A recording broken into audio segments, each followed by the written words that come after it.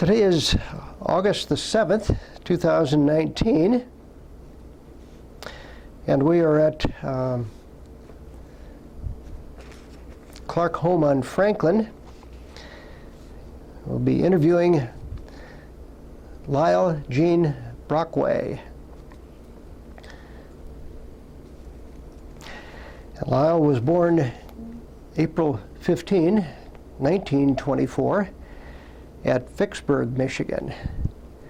He served in World War II in the U.S. Army Air Corps as a B-17 pilot.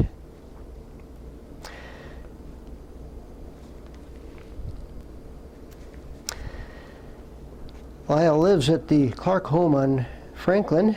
His address is 1551 Franklin Street, Southeast. Room 4060 or 4060, Grand Rapids, Michigan 49506.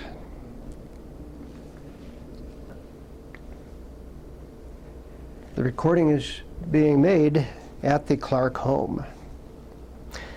This interview is part of the Veterans History Project at the Library of Congress, and is being also done under the auspices of the History Department at Grand Valley State University, Allendale, Michigan. And I, as the interviewer, my name is Wallace Erickson, and I'm a volunteer interviewer with the History Department at Grand Valley State University.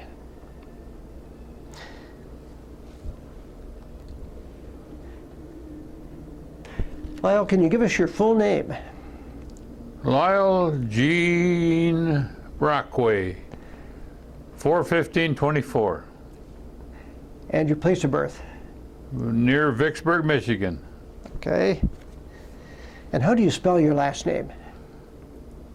Capital B-R-O-C-K-W-A-Y. Very good, thank you. Let me ask you, where did you grow up? And where did you go to high school, that sort of thing? I grew up in rural Vicksburg, various farm settings, and I went to Vicksburg High School. Before that, I went to a one-room school, Brady number 5. In Vicksburg also? Near Vicksburg. Did it have a town? Yes, Vicksburg is a town. Where the public school was where you went to school? No, it was out in the country. I see. Okay. And you walked. No buses? No buses, no, Dad didn't have extra car. You walked. Mm-hmm. What did your father do? He done various things, repair carpentry, build a couple cabins, worked for a railroad manufacturing company, worked in a grain mill, and he worked for Lee Paper Company for a while. So he done various things. Okay. The greatest thing was about in 1929 or 30, they rejoiced because he got a job, 25 cents an hour, driving truck for the Kalamazoo County Road Commission. And I assume you stayed with that job for a while. Yeah, several years. How many brothers and sisters did you have? I had 4 sisters and 1 brother. And where were you? 3 sisters deceased, 1 brother deceased. Mm-hmm. Where were you in the birth order then? I was number 4. I had 3 older sisters. Then I came along, and then I had a younger brother, 3.5 years younger. Then my sister is 10 years younger. I see. When did you graduate from high school then? It'd be May of 44, Again, when did you graduate from high school then? I graduated in May of 1942. Okay. What did you do after high school? Naturally, we lived on a farm, and I had a little scholarship to Michigan State, $50 a quarter. So you went to East Lansing then? East Lansing. Right. Do you remember what the name of Michigan State was at that time? Not particularly, it was always Michigan State to me. Okay. What did you study? Agriculture. Okay.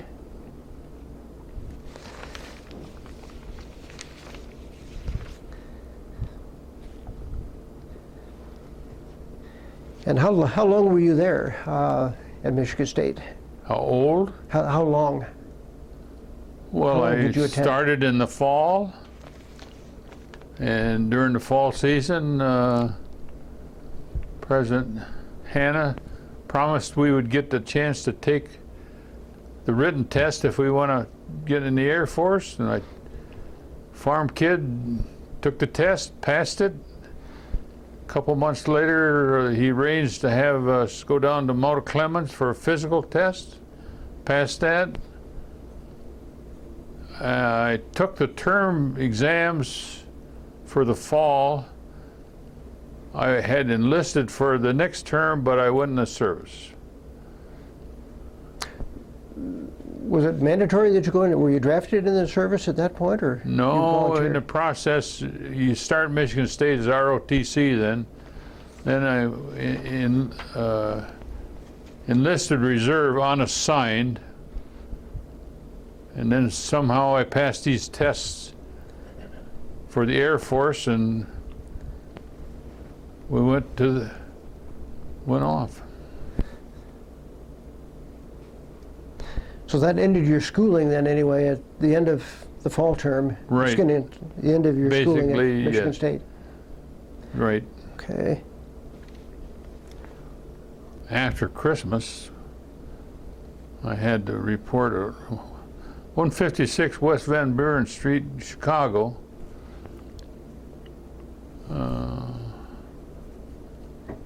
So that started your active duty then with the Army Air That's Corps. where I started, right there. Yeah. Okay. Where did you go for basic training then? Well, it's on one of those sheets, but the train I got on in Chicago that night, troop train, so we went over towards the Mississippi and went alongside that and went down to Biloxi. Okay. And that's where you spent several months, I'm assuming, at basic training? Few weeks, Just a few weeks? yes. I see. What do you remember about your drill instructors? Well, you just, Anything in particular? nothing in particular. It started in, your drilling is ROTC, so I had some elementary, rudimentary things picked up from ROTC. So the training continued on basically from Yes. your initial ROTC instruction. That's the first time I remember feigning. You get in a service, they got to give you your shots. And they don't care, they might be giving you your shot in the left arm and right arm at the same time. And as right after lunch, we went out for drill and got lined up, and all at once I fainted and went down the pile, and they said, you better go back and lay in your cot in the barracks, and we'll be back for supper. So that's the first time I fainted from all the shots. It probably was fairly hot down there in Mississippi also, right? Well, it wasn't bad. That was right in early January probably, or late December.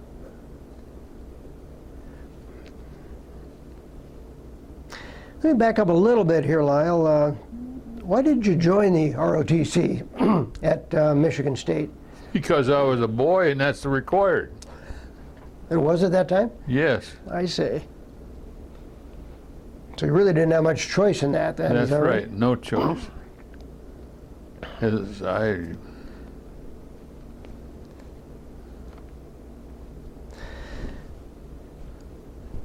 Can you tell me about any of your experiences in basic training? Anything particular that stands out in your mind as something difficult or interesting? nothing in Biloxi. There was just routine.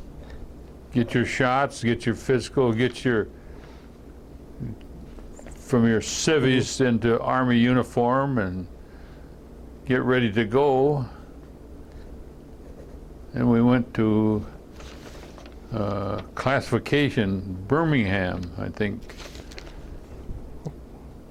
That was classification. The only thing that outstanding there is they had what they call the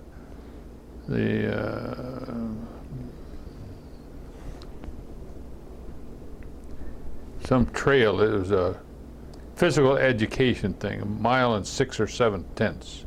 Mm-hmm. And you had to jog that or run it, trot it, whatever you want to call it, pace. Was that with your... We were in the winter time, so we got by good, but later on, 2 or 3 people were overcome with exhaustion, and one of them died, and so they altered their training, outlawed that long, hot trail. It was a little bit more than 1 mile in length then, is that right? Yes. Yeah.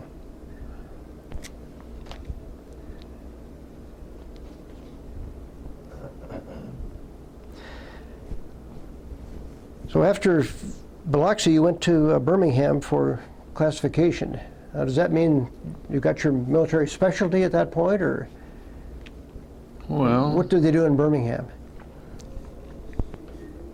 it kind of weeded you out whether you was going to be a rifleman or a pilot, navigator, bombardier. So you really didn't have your military specialty until you got there? Oh, no. I see. Yeah. How did they determine that you would be in the Army Air Corps or as a pilot? Well, from this classification, you just progressed on, and I think you progressed on until you failed. Then you went back to something else. I mean, you had your goal, and What were you doing though, as far as proceeding to the next goal? nothing special. Just you're active and you're doing the physical training, and Oh, so it was kind of an extension. There's no specialty yet. Was it like basic training at the same Yeah, time? basic Physical and, training. Okay. Okay. How long were you in Birmingham? 2 or 3 months. Okay. So several weeks in Biloxi, and then 2 or 3 About the months. same length of time. You'd go there and you'd do this certain block of things, and then you'd move on. Okay. So before you left Birmingham, you knew that you would be a pilot, is that right? No, you kept going. In Birmingham, you went to I went to a waiting station, Elon College, North Carolina. That was just a holding tank because the Corps was filled ahead, so that you just done your basic things, and little homework and things And like that. where was that in North Carolina? Elon College. Oh. Okay. Again, that was kind of an extension of the classification, Yes. right? Okay. certainly. Okay. And then I think we went to Nashville. Oh, yeah. Again, as part of classification, is that Yes. right? Nashville, Tennessee.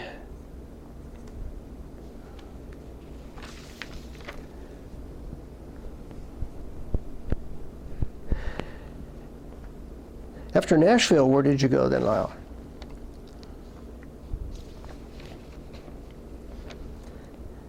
I don't know. From Nashville, it seemed maybe we went right to Avon Park, Florida. Okay. Was that for flight training there? Started our flight training. PT-17 Stearman. Same one that President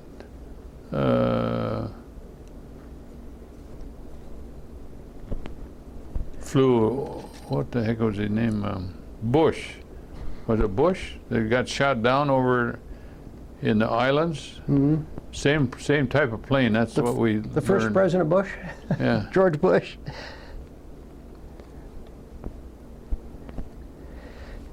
How long were you there doing Basic training, Basic training. I'd say 3 months. okay, basic flight school then, right? Yeah. You learn the basic thing: takeoff, landings, turns, navigate, little navigation, most basic maneuvers. Mm-hmm. Did you have any prior flight training at all? Civilian Negative. training? I never stepped in an airplane before. I see. Did you start with like the Piper Cub or The Stearman, the Stearman? That was the first one. plane you learned in then. Okay. Okay. That picture shows us the 5 guys who were assigned to Jeffries. He was a civilian pilot, and he was to train us in. Mm-hmm. Stop here. Just. So really, again, the first plane you flew was the Stearman. Right. And so like you mentioned, you did maneuvers and takeoff and landings. Yeah, that's right. Just In that airplane. Did you progress to any other airplane? not there. No. Not at Avon When Park. you graduated from basic training, you went to Macon, Georgia. We did. Mm-hmm. Now, were you commissioned at that point, or Pardon me? were you commissioned? Did you receive your commission then at Avon Park, or Oh commissioned no, as a no! second You lieutenant? just went there, and if you graduated from there, you get primary basic training. Mm-hmm. And you was there, you'd get variable speed propellers and flaps and wheels up and down and Mm-hmm. things like that. That was at Avon Park also? No. That's That's your next- at Macon, Georgia. Macon, Georgia. Okay. What rank were you at that point then? I'm just a cadet. Okay. Okay. What type of aircraft were you flying at Macon? Was it the AT-6 or was still the Yeah, Stearman? BT-13, I think. Or did we use that number before? I forgot those numbers from years past. How long were you in Macon, Georgia then, Lyle? Oh, I'd say 3 months or et cetera. Okay. And again, you're still training in single-engine planes at that point? A single-engine aircraft? Single engine, right. Okay. The BT-13 and also the Stearman too at all, or No, Stearmans are strictly Avon Park. you had graduated from that? Okay.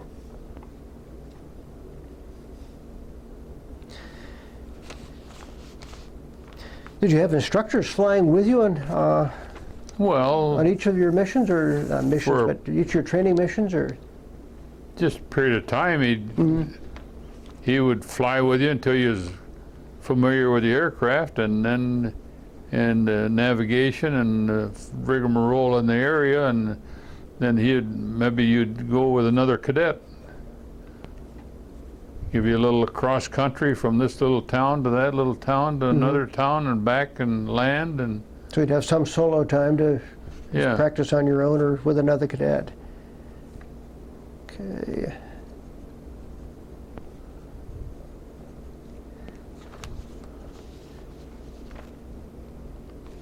You'd have flight training, say in the morning, and you'd have ground school in the afternoon. Mm-hmm. And maybe next week you'd reverse it. You'd be in the morning and he'd be in the afternoon.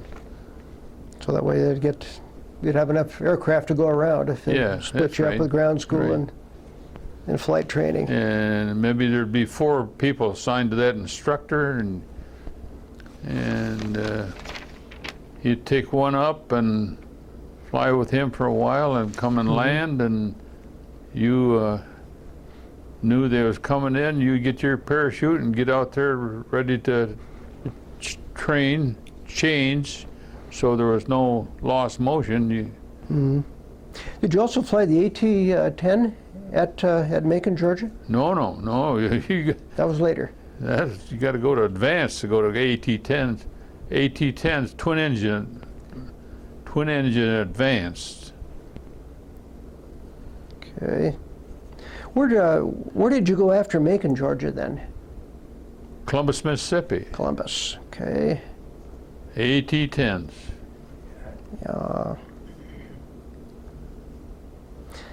Now was that a two-person crew, a pilot and co-pilot with that aircraft? or- Right. That's what we did. Yes. Then you also would have an instructor, Yeah. I'm assuming, with you. Okay. How long were you in Columbus? Oh, 9 weeks, 9 3 weeks. months, whatever it took there to get through there. Okay, and again, you were still an aviation cadet at that point, is that right? That's where when I graduated from AT-10s, I got my commission there on the 15th of April, 19.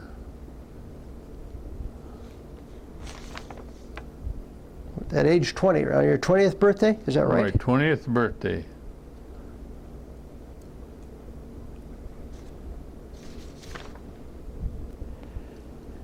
Okay, so you're commissioned as a second lieutenant on your 20th birthday, April 15, 1944. Correct. Let me kind of back up chronologically a little bit here, Lyle. Ask you about, I think, what they call the civilian pilot training course, where where civilians were taught at local flight schools in flying the J-3 Cub, a smaller single-engine airplane. But you didn't have that sort of training at all. Negative, nothing. Nothing of that. You started Stearman to the AT-10 Yeah. to the, no, it was the Stearman to the BT-13 PT-13, to the AT-10. the AT-10. Okay. Do you remember any of your instructors, your flight instructors, at any point along your flight training? I just have the picture of the one, Jeffries, Stearman, basic. Okay, well, we'll get to that later and maybe make a recording of that. Okay.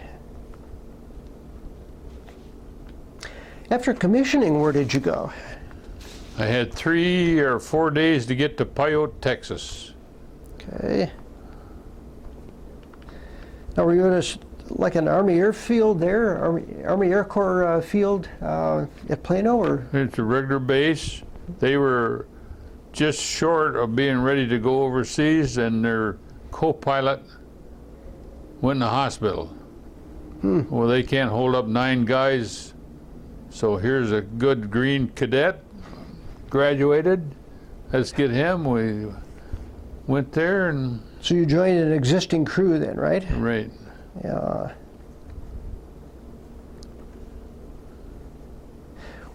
Was there actually a name for the air base there at Plano? Pyote. Just Plano. Plano Air Base, right? Well, they call it the capital, rattlesnake capital of the Air Force now. Is there a Air Force base there now? in Yes. Plano? Yes. Okay. That's where I received my extensive training as a co-pilot. Okay. The second or third day I was there, we were assigned to take a Major Gibson, who had just completed his 25 missions. He wanted to ride back to Fort Worth. So we were the ones that was designated to take him back to Fort Worth. Now, was this in a B-17 or? Yes. Okay. And just a few minutes after our takeoff and headed for Fort Worth and altitude and everything, he says to the regular pilot, "You better let him in there, and all he's got to do is keep this thing on a heading and altitude." And so I got to my first experience of the wheel of a B-17. So you were actually the pilot flying then with a major on board, right? Right.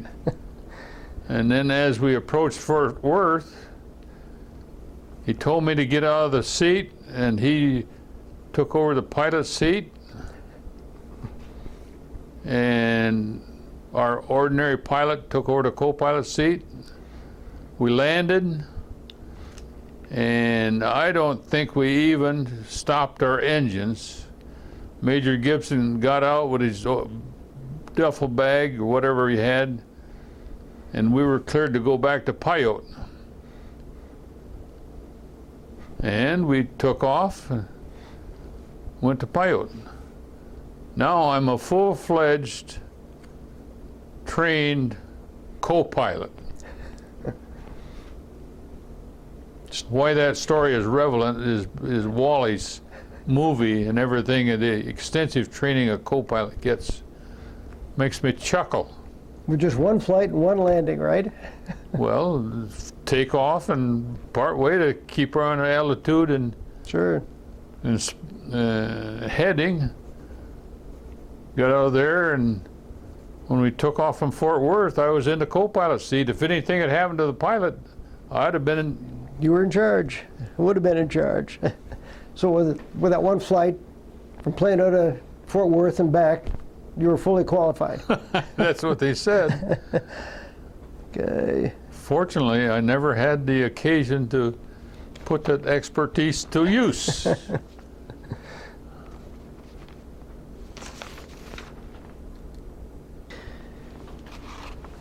Well, at Plano, Texas, then Lyle, did you do other calibration training and? That's what we did in Pyote. Flew around, brand new aircraft, flew it around and checked the various instruments.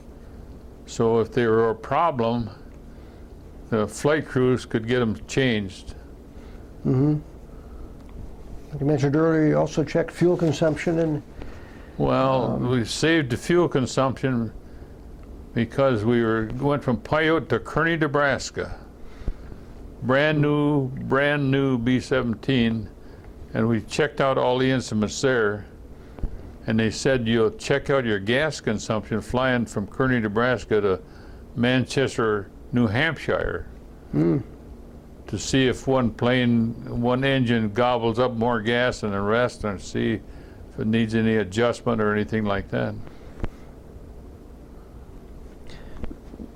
The flight to New Hampshire then, was that just a flight within the U.S. or was that on your way to Europe? Yeah, from Kearney, Nebraska to New Hampshire. And then we was there, I don't know, 3-4 days, 5 days. And we were on our way to England. Okay. So it wasn't a return flight to Plano or anything, was it? No. How long were you in Plano then? What? How long were you in Plano, Texas? Before departing for Europe? We was just a short time in Pyote, Texas. Then we went to Kearney, Nebraska. We was there probably maybe 2-3 weeks. I don't know. Mm-hmm.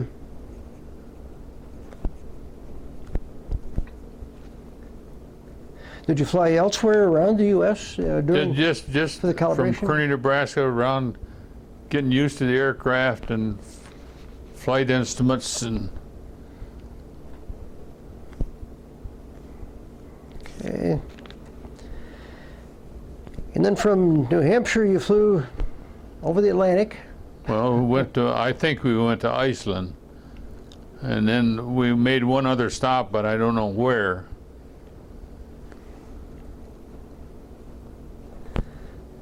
Would that have been in Ireland at all, or? I don't know. Okay. I don't have the Okay. least recollection. But the next one was Kearney, Nebraska. I mean, Kimbolton. Kimbolton. That's RAF Kimbolton in the UK. England.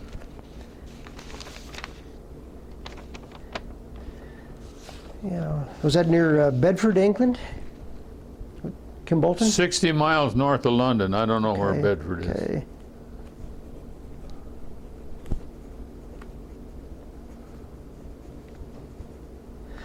How many other airplanes were there at Kimbolton, or how many? Was it a part of a squadron, or? Well, it's the 379th Bomb Group. Okay. That's where we were headquartered. I'm sorry. What was the name of the bomb, or number of the bomb group? 379th Bomb Group. Okay. There's about 4 aircraft per squadron, and we had 1, 2, 3, 4, about 4. We'd fly out of there with about four squadrons. Okay. So 4 squadrons made a group then, is that right? Well, that made one element of the group. Oh, I see. Just up the road a ways is another aircraft, Moultrie, which was another fully equipped B-17 field. Mm-hmm. It was similar, about similar in size into Kimbolton? Moultrie was? What? Moultrie was about the same size Yeah, oh yeah. as yeah. Kimbolton. No contact with them except when you might have to take off and gain altitude in a cloud cover, and you would be circling the air base with your instruments, and then all at once you feel a violent disturbance in the air, and you know someone just passed through there. Fortunately, no one tried to pass at the same time. If they were there at the same time you were, it'd be Yeah. a little more than just a little bit of turbulence. Yeah. You'd have a little aluminum flying around. When did you arrive then at, remember roughly when you arrived at Kimbolton? No, I don't, but we can look at the list of missions, and I was probably there 2-3 days before I flew the first mission. Okay. Yeah. Okay, Lyle, you'd arrived in England, and 2 or 3 days later you were scheduled for a mission. 7/16/44 was the first one. Where did you go on that mission? Munich, it says. Munich, Germany. 9 hours and 10 minutes.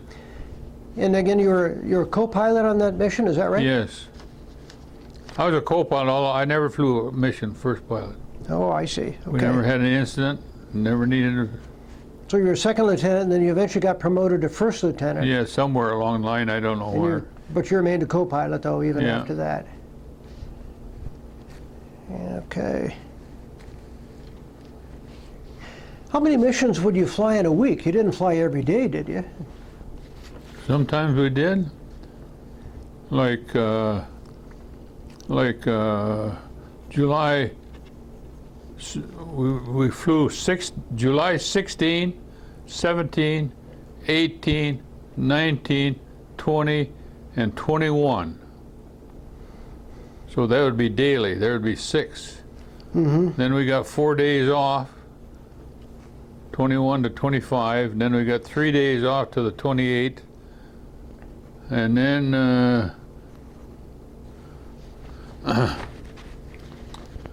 8, 3, 4, 5, 6, 7, 8. They were consecutive missions. Now, each of these missions was over Germany, is that right? Well, depending, let me see. All those were. Mm-hmm. How many hours average were the missions then? I mean, were there 8, 9 hours or more? Or Well, I don't less? know the average, but the 35 missions would equal out to 254 hours. And this was between July 16 and October 19, 1944, right? Yes, October 19. And Lyle's referring to his list of missions that the operations officer at the time gave to you and the other crew members, right? Pardon me? That's the list of missions. Or tour of operations is the subject line, dated October 19, 1944. Listing 35 missions. First one is so-and-so, and the last 35th one is so-and-so. On October 1944.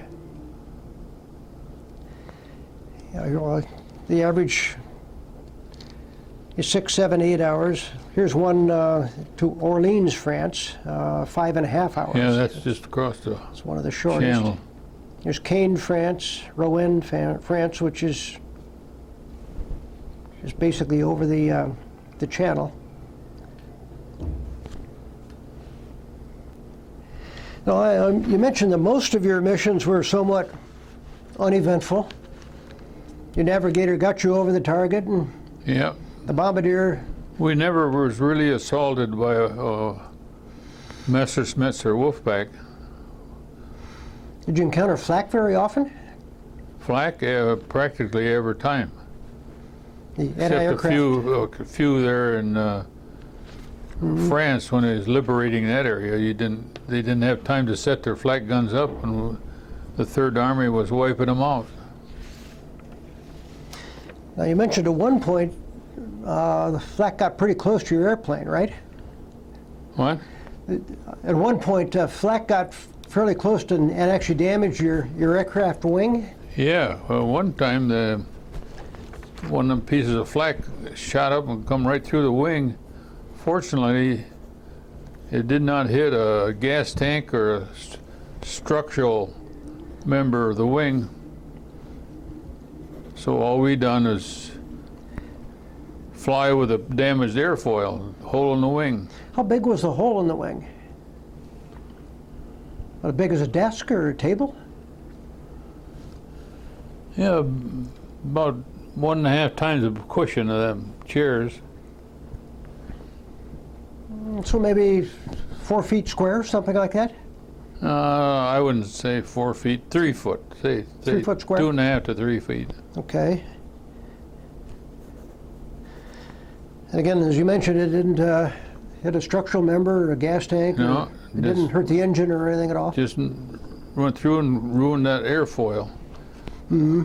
Wings create a rough pattern around that torn wing. So the wing kind of dropped a little bit, probably? No, not the wing. No, just the air going over it. Because that's the wing was stable. So you'd have some drag though on that side. Yeah. Yeah. You have to put it opposite rudder. Or, So what? Okay, you have a hole in your wing. What did you do then? Where did you go? the Third Army had just taken over the Brussels area. Mm-hmm. And so the airfield was ready for use, and rather than chance the English Channel, we headed for the airfield there. At Brussels. Yes.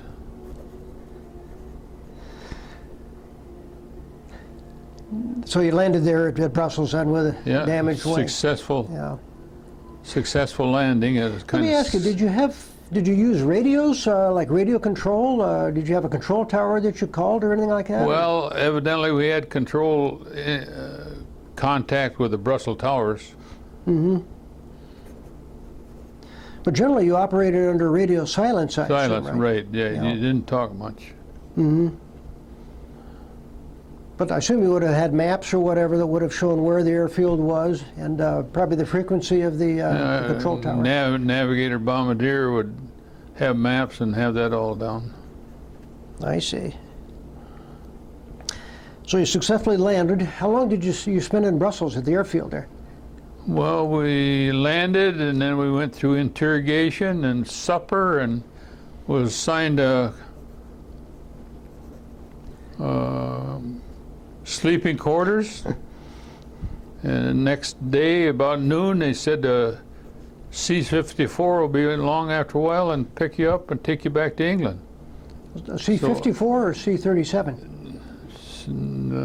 C-47, just a passenger plane. DC-3. Yeah, there you go, Yeah. DC-3. Yeah. Okay. So you got a free ride, I say free ride, but a passenger ride back to England. Yes. Back to, they'd take you right back to Kimbolton then? Yes. Okay. Okay. What happened then? Did your commanding officer get mad at you for ruining the wing? No, we just got the night off and went flying the next day. You got a new airplane? Oh, a different airplane. Different airplane. Okay. So the next day you had another mission then to fly? Yes. Do you remember what mission that was where you got the hole in the wing? I can't. I'm looking at it. I can't tell which one it was.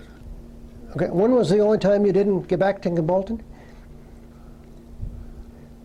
That was the only time when that bomb went off in the wing, Okay. and that aircraft went off in the wing. Is Yeah. the only time we didn't return to Kimbolton from a mission. What was interesting about the Peter Monday mission? Well, the length of it, and then the route going up over the North Sea and north of Kiev. Is it Kiev? We went north of there and crossed a little piece of land and back down to the Black Sea. And the thing that makes you stick out in Irvine is the converter burning out, creating smoke in the cockpit. Mm-hmm. Just smoke, not flame though, right? No, I didn't. No, Okay. never flame. No burning. Electrical apparatus. Where was your flight engineer at that time when you noticed the smoke? Where was he? Where was the flight engineer? Who? Where? No, where was he in the airplane? In the ball turret. Oh, down below in the... Yeah. He was a shorter, compact little guy, and he frequently got in the ball turret and traded with the other guy to be upstairs, a gunner. Was he able to get the converter We just disconnected? cut it loose like you would, and just set there. Mm-hmm. So that you literally snipped the wires in, is that what you did? Yeah, I think Yeah. that's what he did. Okay. The mission to Peter Monday, what was the target on that mission? Do you recall? Well, that'd be the buzz bomb, Peter Monday. That's why we went up there to get the buzz bomb. It was a shot. V2 plant, buzz bomb plant. Okay. Any other missions you particularly recall that were of interest, or Basically routine. did you ever lose an engine or have an engine shut No, we down on never. you? We never had to feather an engine and come in and. Yeah. Well, at least you had 4 of them. 4. We had excellent ground crew. So that aircraft was ready to go in the morning, and when we landed, they wanted to report, and they got right on if there was any repair, and that plane was generally ready for the next day. Mm-hmm. Let me ask you, now your ground crew, how many members would be on the ground crew? I would guess around 5, maybe 6. Okay. And how many crew members did you have in the aircraft? I think we had a full complement of 10. 10? And that'd be pilot, co-pilot?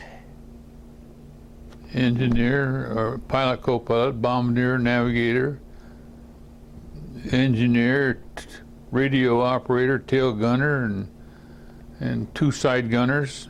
Waist gunners, is that what they call them? Yeah. Then a ball turret, and did you have a top turret? Yeah. Okay. Now, the commissioned officers then would be the pilot, co-pilot. Navigator and bombardier. So we'd have just 4 Yeah, commissioned officers on right, board, Right. and the rest were enlisted Non-com. crew members. Okay.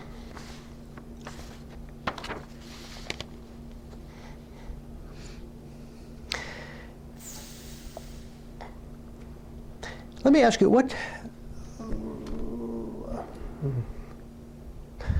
was the unit you were with, the squadron number and bomb group? 379th Bomb Group, 526 Squadron.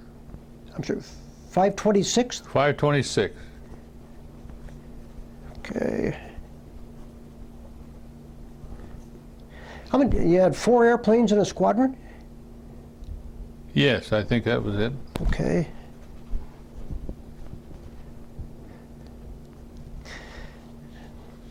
In your squadron then, or well, even in your bomb group, but I would say squadron's roughly the size of like an infantry company, I assume, as far as Well, the number of I think personnel. we had a lead and right and left and a low. Did you have any casualties among your squadron? Not that I'm aware of. Okay, no aircraft were lost, or No. people had to bail out? Brought Or, them back. Nobody bailed out. okay.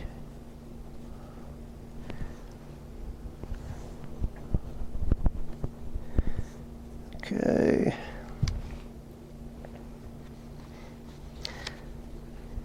And you had mentioned earlier that you had never encountered any Messerschmitts or German fighters or anything like We that? never had a direct attack by the German aircraft. Okay.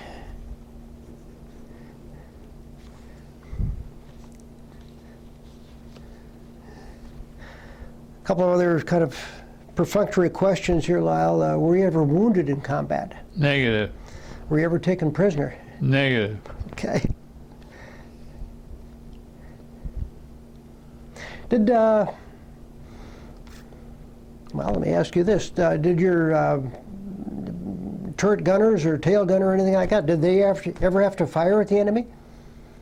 You recall? Not that I'm aware of. Okay. Yeah, if you didn't have Messerschmitts coming at you, No. probably not. We were a replacement crew. So the heavy fighting had been already completed out over Germany. I see. Were you awarded any individual medals or citations? Well, Air Force Medal, things like that. Practically all the crew that was on it consistently received a Air Medal and Bronze Star and a good whatever the other Were you award awarded was. the Distinguished Flying Cross, right? Yeah. Yeah. Did that go to all members of the crew, or was that specifically awarded to you? I think if you flew all those missions, you got the award. Okay. I think. But to be awarded a like the Bronze Star, that would be for an individual. And that, we Act didn't of get valor. into Bronze Stars. Okay. Okay, so basically the Distinguished Flying Cross was to keep your airplane and Yeah. crew safe and complete the missions and return.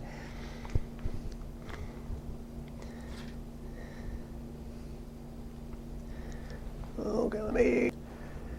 At Any Avon other- Park, they told us if anything went wrong, to take our feet off the rudder and let loose of the aileron and So set what- back. The little plane will right itself. And we had one case where one cadet did practicing spins solo, and for some reason he got excited and bailed out, and the plane righted itself and flew out to the Atlantic. Then basic training at Macon, the biggest thing, we was practicing night takeoff and landings, and we were lined up to clear the runway and go, and all at once over the top of us comes a big old C-47 with a plane that kind of lost its way, and he was supposed to go to a neighboring field. So the aircraft landed over the top of you, right? Well, we were just about ready to give us our gas and go down the highway, runway, and he was right on top of us. If we'd have simultaneously give it the gas to go, we'd have been right under him, squash. Yeah. I can't remember anything happening exciting at advanced AT-10s. That was just getting used to twin engine, dual controls, and a few things like that. I'm assuming the instructor would like pull the throttle back on one of the engines, and you had to identify which engine was out and you'd correct. You'd be going along, and all at once something's wrong, and you just start looking around, and you reach down quickly, turn that back on. Okay.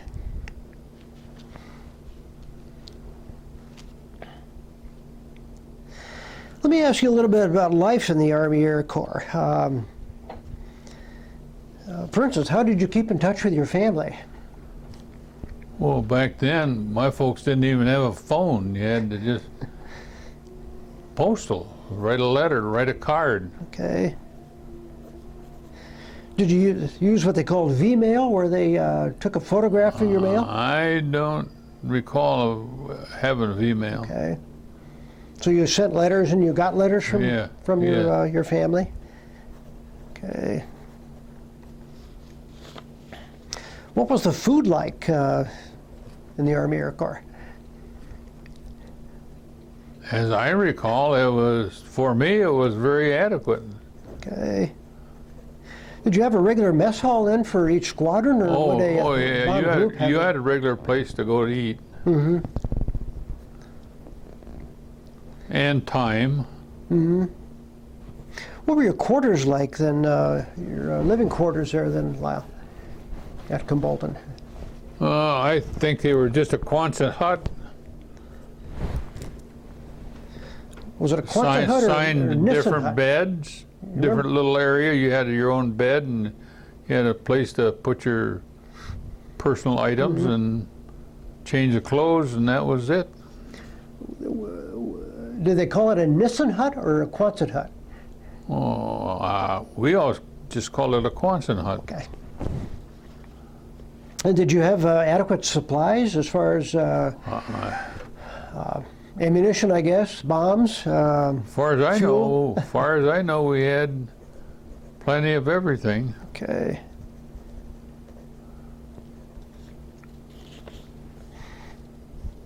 Did you feel any pressure or stress, like before or during the missions, or even between missions?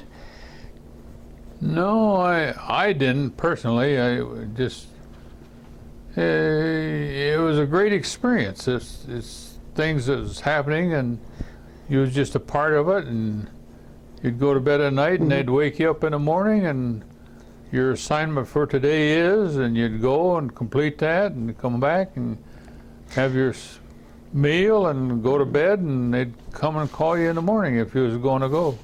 Let me ask you about these missions. A lot of them are, many are 8-9 hours and that kind of thing. What time of day what time in the morning would you get up, for instance, for a long mission like that? Oh, it seemed like to me anywhere from 2 to 6. 2 o'clock in the morning till 6. Oh, 0200 to 0600 up then. And then would you have a meal right away? I mean, your breakfast right away? And then have meteorology briefing? Well, you'd say breakfast is so-and-so, interrogation is so-and-so, and... Now, you mentioned the word interrogation. Do you mean briefing? Are they briefing you on the mission? Okay. The briefing would, I assume... Taking your whole squadron would be there, and everybody know who was lead and who was flight, and where your position was in the flight formation. And would that be the first time at the briefing, the first time they would tell you where the mission was, or did you know that in advance? No, that would be the closest. Yeah. to any information target. of where you was going. Yeah.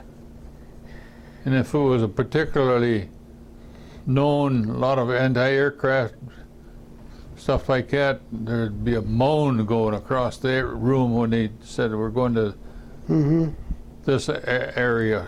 Oh! I assume at the same time you'd be briefed as to the weather, meteorology. Oh, and, yeah. Okay.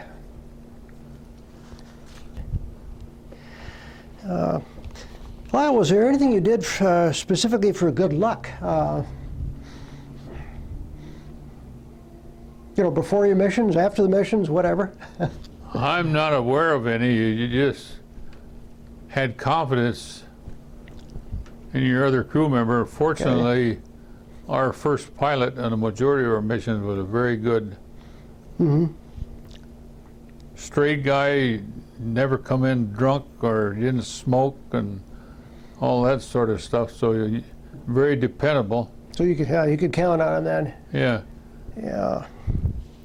After the war, he said, talking about it, and he said, "Well, I prayed for you all the time."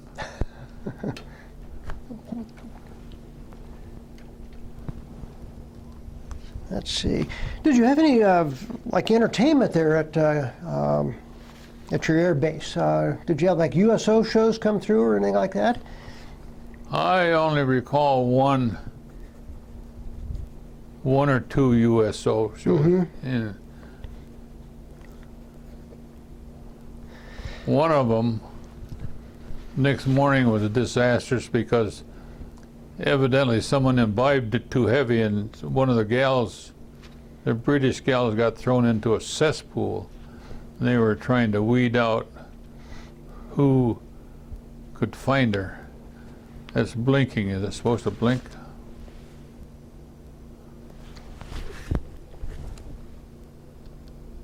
I think it's getting toward the end of the tape. Good. You said the MPs were looking for suspects. Suspect, yeah. You should have been there. You got a job. Did you do anything to entertain yourselves, among yourselves? Yeah. Pardon me? I mean, did you do anything to entertain yourselves as crewmen? I mean, just play basketball? Well, you always had the card games going. Now and then, some of them, very small majority that I know of, had dice, but I never got involved in any of those.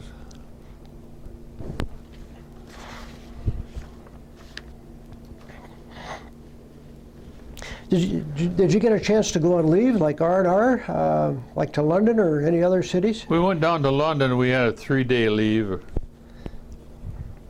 How often were you able to do that? I recall only once. Okay. That was after the main part of the Blitz, then, is that right? In London? Or was London being bombed at the time by Germany? Oh, that really calmed down by then. Oh, yeah. Were you able to do any other travel while you were in England? I didn't, no. Okay. I'm not aware our crew did. Now, your missions end here in, the last one was October 19, 1944. What happened after that? Did you fly back to the United States? Well, you went through the necessary paperwork. I was on a boat, ship. You came back by ship, I see. Remember the name of the ship that you were on? No, I do not. Okay. Where did you come ashore then in the United States? Where'd you come into port? Well, I think around Staten Island, somewhere along there. So New York. And that was after 35 missions. Was that the number of missions you needed before you could come back to the United States? 35 was your tour duty. I see. So they didn't extend you. I mean, you didn't get to 32 or 33 missions. And I suppose you could volunteer for extra. That would be where that case was. The goal was 35 missions, and you was done. And this captain come around with an enticement. If you sign on for, as I recall, 10 more missions or more missions, he said, "I'll see that you get promoted to captain." Well, after going through that, no big problem. Why should I stick my neck out for 10 more missions? Mm-hmm. And I assume if you had made captain, you would have been the aircraft commander then, is that right? Probably, yeah. Yeah. So you declined that Opportunity. specific offer.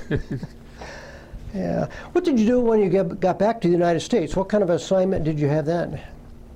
Well, went to California for assignment, and then went to the training command. Where did you go in California? Remember what city? Just south of Burbank. Santa Ana, I Santa guess. I Ana. don't know. Oh, yeah. Okay.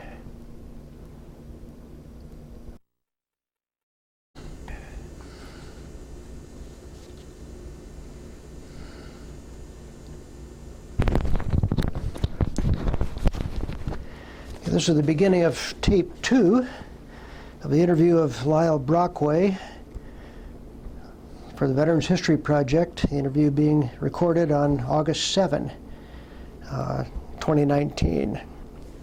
Lyle, let me ask you, during your time, particularly in England and, I suppose flying over Germany and France, did you take any photographs in your tour, during your tour duty? I never had a camera. I never took one. I didn't keep a log like somebody did. Okay. No photos, and I assume you kept did you keep a logbook then of your flying time? I didn't, no. I see. Our radio operator had a log of everything. Oh, I see. He was just that type of guy. What did you think of your fellow officers and soldiers or airmen that you flew with, as far as their abilities and recruitment? That would be influenced by your interactions, and I had a first-rate pilot, Strom, and he flew all those missions. He was still a first lieutenant, and the navigator, he was good at his profession, but I don't know otherwise. And then towards the end, they started putting an extra gunner in the front and taking the navigator out, unless you were a lead aircraft. So the actual contact with the other personnel, I thought, was very satisfactory all the way. Mm-hmm. So even the enlisted members that were the waist gunner and ball gunner and tail gunner. Yeah, they've done their assigned duty, and that's all you really can ask. Yeah. Did your aircraft have a nose gun installed? Yeah, we had a nose gun. Okay. Well, was that normally manned by the navigator or engineer? Well, the guns in front were generally the bombardier and navigator handle those. Until later on, when things got less hectic, then they replaced the navigator, or could replace the bombardier. But if you're going to do a group bombing, all you got to do is have someone to coordinate, open the bomb doors, and drop them out. Mm-hmm. So. Was the bombardier and navigator, was that one position or two positions? Two positions. I see. Okay.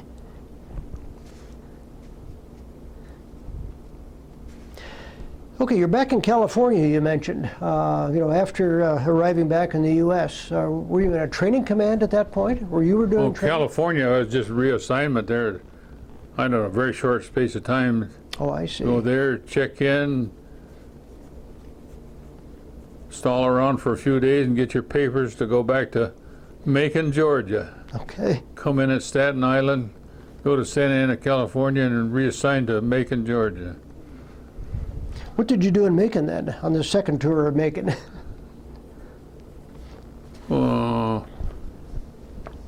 I started in the training command. Mm-hmm. And he was there a few days, and I got sent down to Waco, Texas for contact flying instructor. Contact flying? Contact. No instrument, no hoods, no anything like that, just contact. So you'd... Visual flying? Visual, yeah. You'd take a cadet up and fly around with him. Were you at McConnell Air Force Base in Waco? McConnell? You remember that? The name don't sound familiar. All I knew is Waco. So you're at Waco, Texas. How long did you spend there in Waco? About 9 weeks. Oh, I see. Okay. And you were an instructor then for contact or visual flying? Yeah, instructor. I could go in the training command and give instructions.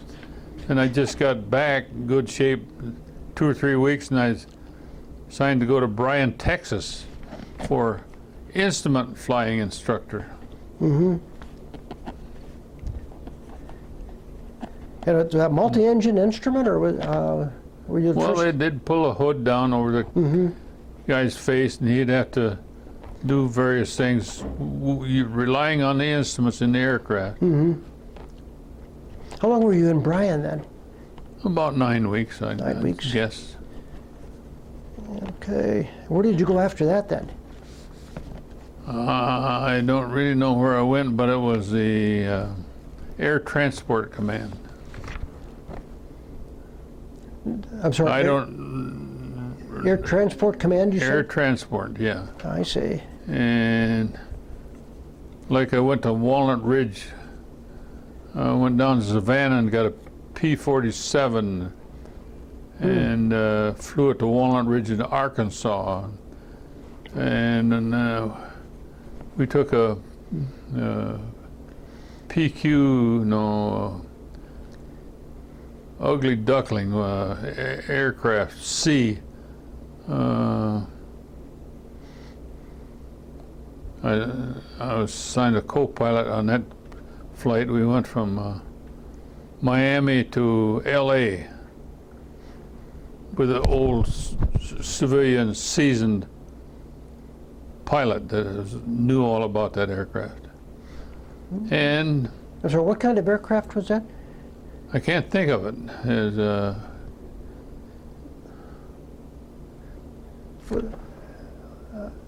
Okay, I'm sorry, what kind of aircraft? PBY. The Catalina? Yeah, that's Okay. Made by Consolidated Aircraft? Yeah. Yeah. You flew that from Miami, you said, to Los Angeles?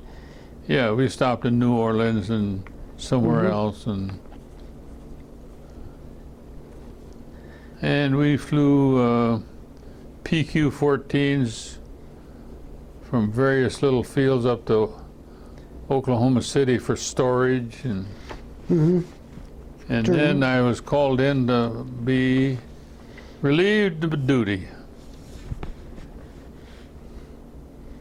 Was that to the end of your term of service with the Army Air Corps then?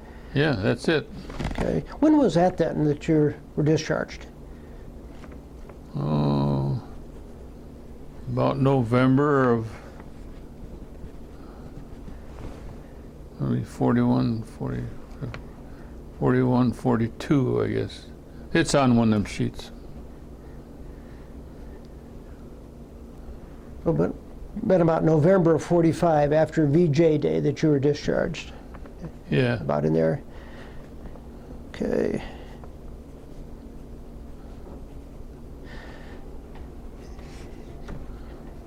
Then I'm assuming you returned back to Kalamazoo and Vicksburg, is that right? Yeah, went home. Okay. What did you do when you initially got home then, Lyle? Well, didn't do anything right away until I got interested in a young lady, and then I had to have money for dates, and I got knocked on doors and got a job at Consumers Power. Did you go back to college at all, or No, right away, or? no, I did not. Not. Okay, okay. So several months later, you came on with Consumers Power? Consumers Power. Okay. And that turned out to be your lifelong occupation, right? There it was, and I kept going up the ladder was no use going to college. I couldn't have bettered myself by going to college. Mm-hmm. Because I was getting a daily, weekly, whatever you want to say, salary and promotions and all the good stuff, the long-term employment. What was your position initially then with Consumers Power? Initially, Yeah, initially. groundman. Groundman or? Groundman. You dug the holes to set the poles in and put the anchors down and Sure. helped load the truck and do everything but climb the poles to drive the. Then I got to be a truck driver. And then you got to be a truck driver, what do you call it? Forgot what the next classification was. Anyway, you could use the winch line. Oh, I see. Before you couldn't use the winch line because you were just a truck driver. Mm-hmm. And then went to B lineman, which is you done all the below things and worked with low voltage up to 480 volts. What did the B stand for? Just you wasn't a top lineman, so you was a Oh, B. I see. At one place, at one time, they had what they call a C lineman. And you could go out and build lines not energized. Didn't have to. B lineman could work on those things like come to the house and different things like that. How many years did you have with Consumers Power? Which became Consumers Energy, right? Yeah. Get out in 48, 49. Roughly, I don't know, 40 years. 40 years, okay. What year did you retire? 83, I think. I'm sorry, 83? 83. 1983? Okay. About 40 years or so. What was your final position then with Consumers Power? I was a district superintendent, Okay. stationed in Cadillac, Michigan. Had charge of the maintenance and construction, electrical equipment in Cadillac, Clare, Prudenville, and Cadillac.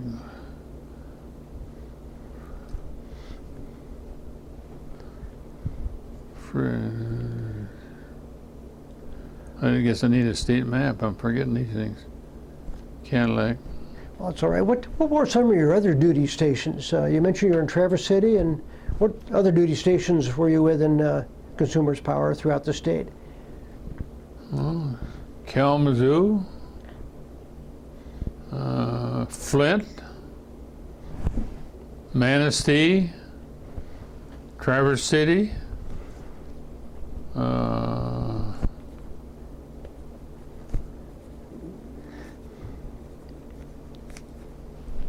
Okay. and Cadillac. Now, you mentioned earlier, just briefly, that you came back, got out of the Army Air Corps, and you said you met a young lady. When were you married then?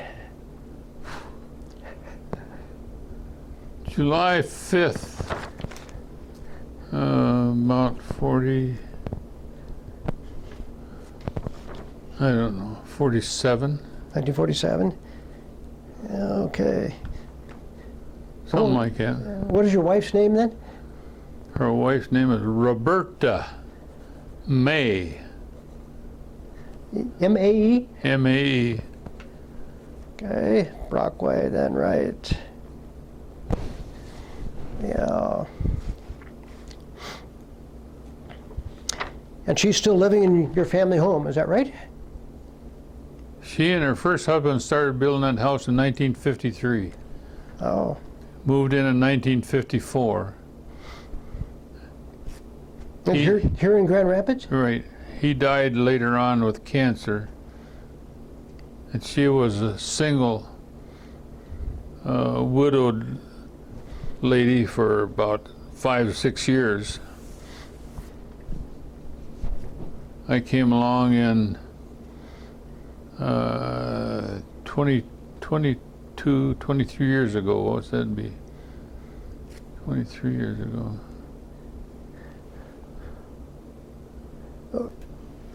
Your first wife's name? Mariah, M-A-R-I-A. M. M-A-R-I-A-M? M-A-R-I-A. Middle initial M. Okay. Oh, Mariah M. Brockway. Okay. And how many children did you have? We had 5.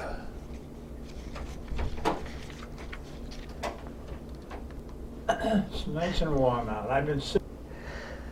Okay, Lyle, how many children did you and Mariah have? We had 4. 4. Kenneth, Robert, Michael, and Ann. Okay. And how many grandchildren do you have? Kenneth has 2, Robert has 2, Michael has 4, and Ann has 2. Okay. 10? We can do the math. Yeah. Okay.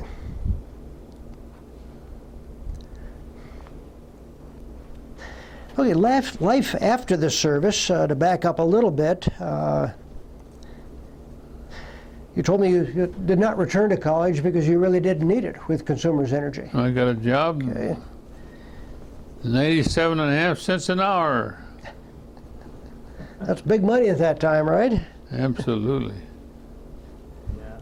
And you worried about a pair of shoes for the kids, and then you'd stand by and the phone would ring and, hey, can you come into work? We got a transformer to burn out, or car hit a pole, or so you'd go in and get a little overtime, and you all at once on the paycheck day you had the money for the shoes. Did you make any close friends when you were in the service? The people you would have stayed in touch with after? The only one till Strom died, Robert Strom in St. Paul, Minnesota. He was a pilot. His last name was Straub? Strom, S-T-R-O-M. Okay. And the other one was Barney Willis Barney, radio operator, Bath, New York. Okay. I'm sorry, Willis's last name? Barney, B-A-R-N-E-Y. Okay.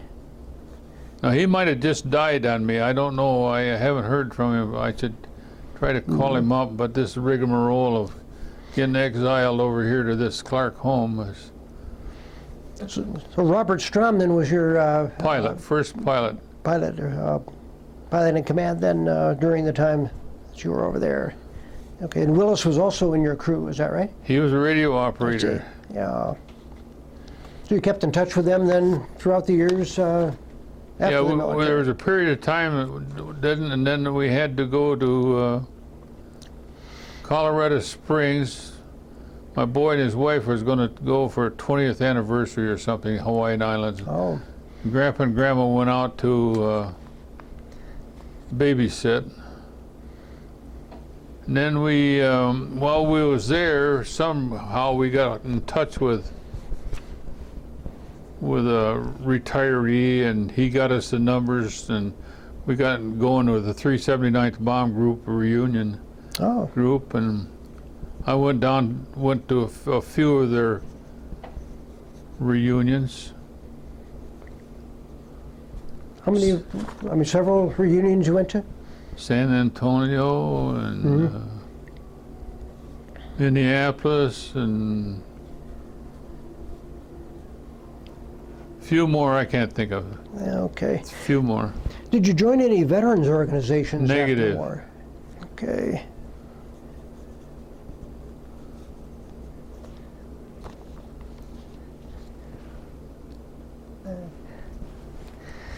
Yeah.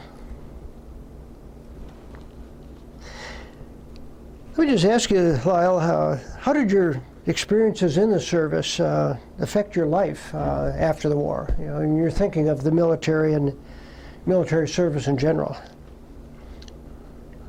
How did my military service affect my civilian life? Well, civilian life and also your views of the military and military service in general.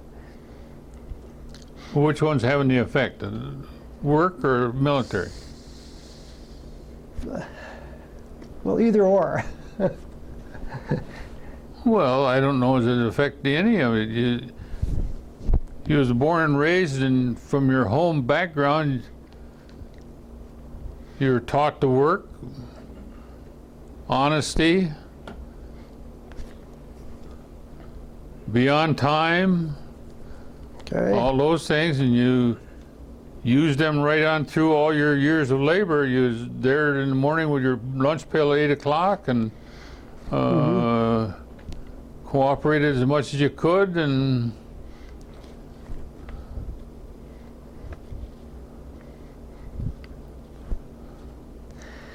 Did it affect your views of war at all? I mean, just generally your views of war, you know, the wars we went through later in Korea, Vietnam, or, you know, even the Persian Gulf? I don't think we've ever discussed anything like that. Okay. It was just an experience. This farm boy was just another farm boy, and his number, if I hadn't have been in the B-17, it'd have been in the infantry or been here or there, or just like every other young unmarried 20-year-old. I think you're saying you basically served where you were needed. Yeah. Okay.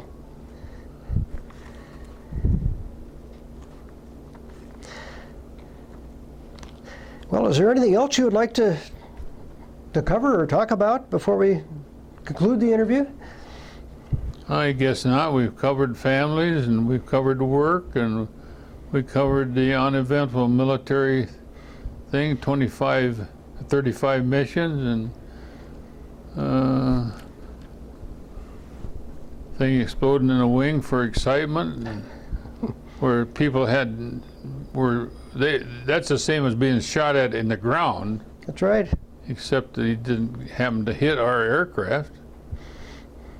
And You really didn't have a just got up foxhole in the you could morning and you didn't have any choice. You got up in the morning and went again. Okay.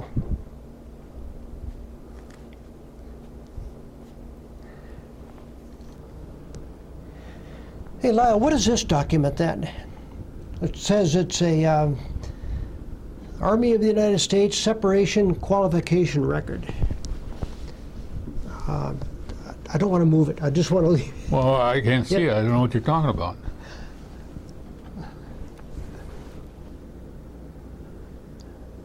So this document then shows your the type of qualifications you have as far as a multi-engine pilot, B-17 pilot, and also, well, single-engine aircraft pilot and aircraft maintenance officer then.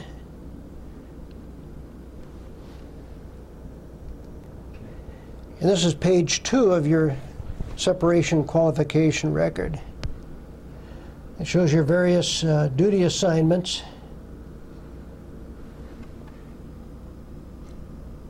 You know, throughout your time in the Army Air Corps.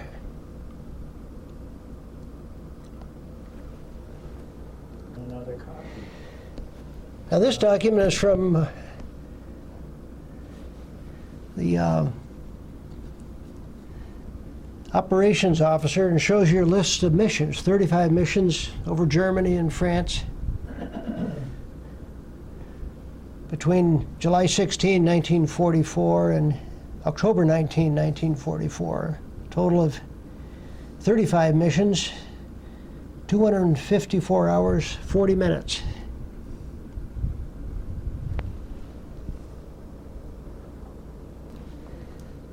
Lyle, this appears to be a newspaper article when you were awarded the Distinguished Flying Cross, is that right? Yes, Was this from the local newspaper in Kalamazoo? yes, I believe it. I see. And you mentioned earlier this was the Distinguished Flying Cross was awarded to all the crew members, is that right? More or less, as far as I know. Okay. You mentioned this photograph was taken at Avon Park, Florida. What kind of aircraft is this in the background? That's a Stearman Stearman? biplane. Okay. And this is you, is that right? That's right. Okay. Instructor's a little guy. And these are other cadets then? The third one in from my side is the instructor, Jeffries. I see. So he had 5 kids, 5 young guys to teach. And everybody else, including yourself, were cadets at that point? Yeah.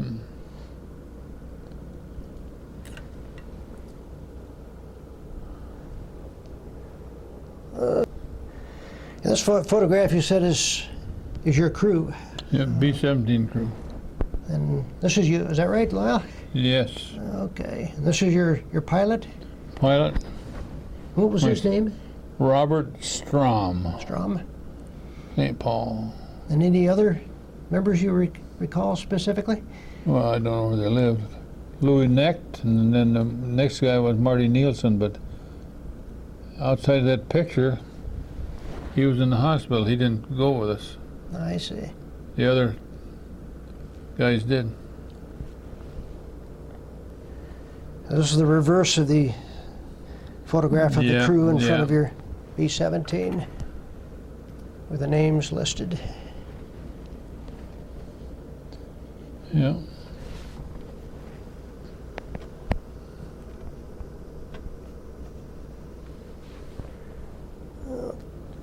I got a book home, or I did have before. Okay. Here's some photographs of you in training. Is this you in the cockpit? Yes. Okay, in a trainer single-engine training aircraft. And this is after commissioning? That's returned from overseas. Oh, I see. That's when I was assigned to Santa Ana I for see. that short space.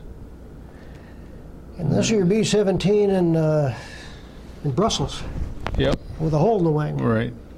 And a little bit of what looks like scrap metal on Yeah, above and below yeah. it after being shot with flak. Right. We've been interviewing Lyle Brockway as a Veterans History Project interview. Lyle served in the U.S. Army Air Corps during World War II as a B-17 pilot over Europe during the latter part of the war. Lyle, I want to thank you for your participation in the Veterans History Project, which is being put together also by the History Department at Grand Valley State University, Allendale, Michigan. I thank you for your participation, and also thank you for your service during World War II.